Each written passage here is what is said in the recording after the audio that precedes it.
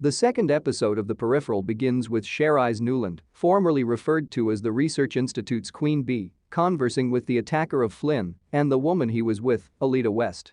Sherrise informs him that the breach is too risky. She is reassured by the man that Flynn and others associated with her are the targets of an attack. Burton orders Flynn to bring her mother down to the basement in the year 2032.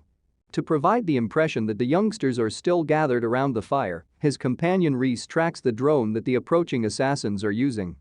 The markings on their arms glow as they get joined and are able to view the drone's visual feed. As soon as Burton and his comrades have their weapons, they start killing the men. Flynn hides in her home throughout this time. Burton shoots one of the men when he comes in and tries to grab her. Connor shows up just as they are about to run out of ammunition and assists them. Wolf is dozing off. He recalls an incident in which he spoke with Alita on behalf of his employer. He informs her that his boss is interested in learning more about the Research Institute, where she is now employed. Alita is dubious. Wolf doubts whether she is actually content.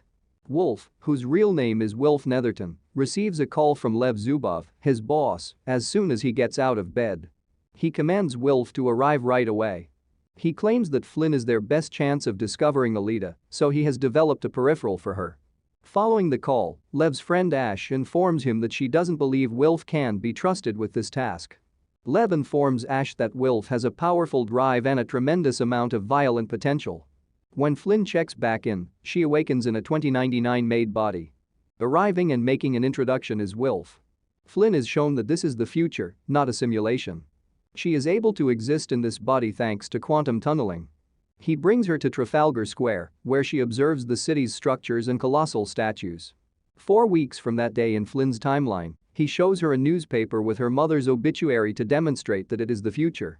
He informs her that they have already paid for and delivered a medication to the pharmacy in Flynn's hometown in order to treat the mother's glioma.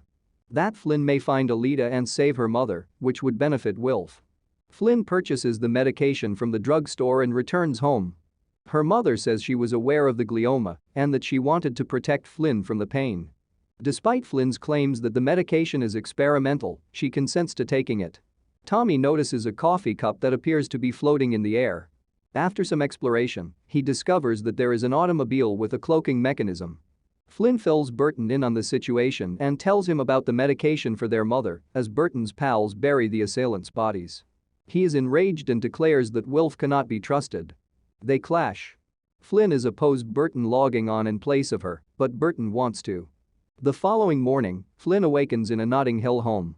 Lev, Ash, and Ashen are introduced to her by Wilf, who also employed them, who maintain the connection between the two worlds. She discovers that her body only has an 8-hour sleep cycle and spends the rest of the time under the supervision of AI. They clarify that the past branches off to form a parallel timeline known as a stub when they come into contact with it.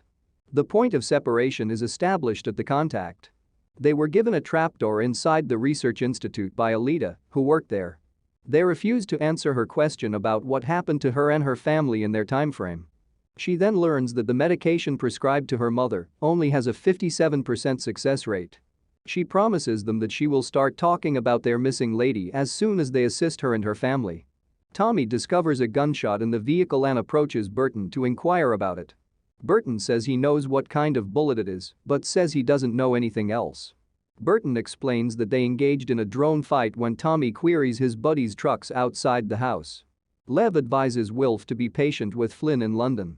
Lev refuses to answer Wilf's questions about why he needs entry to Flynn's reality. Burton is informed by Flynn that the inhabitants of the future will assist them and have already given them a startup gift of $250,000. They are given in the form of their cousin's lotto winnings. Flynn advises Burton to ask Connor to assist them as well at the bar. Burton is hesitant because Connor is frequently inebriated. The game Flynn played for him at the start of episode 1 is brought up by Burton. He claims that Flynn freed the sheep from the fighting area and received a tractor as payment for her compassion. He refers to it as an empathy bonus and explains that in reality, there is no reward of a tractor. Even if there was, Flynn responds, he wouldn't have discovered it. Burton caves in and meets Connor there. Connor informs him that one of the assailants had seen Connor, but out of sympathy, lets him leave. Connor was motivated to kill them by that. They discuss the exhilaration of getting into a fight once more. Then, Burton informs him of the situation and invites him to participate and assist, but he insists that Connor be sober. In a virtual environment, Corbell Pickett is attempting to enjoy the company of a lovely woman when a British man interferes. The attacker of Flynn and Alita is the same person. To get rid of Flynn and Burton, he makes Corbell an offer of $10 million. Inferring that it is a prank, Corbell quits the game. Flynn looks for references to Meladro's cold ironer Wilf Netherton online, but is unsuccessful. She tries to move the computer mouse, but her hand becomes trapped on it. She finally pries it off and restores it to normal using her other hand. When Corbell receives a message informing him that he has received $2.5 million in his bank account, he is in bed with a woman. In the middle of the night, Flynn is awakened by sounds coming from the basement. When she phones Burton for assistance, she only gets her mother's response. She is searching for food in the kitchen. She admits that she was hungry before letting Flynn know that she can see her. Her vision is returning,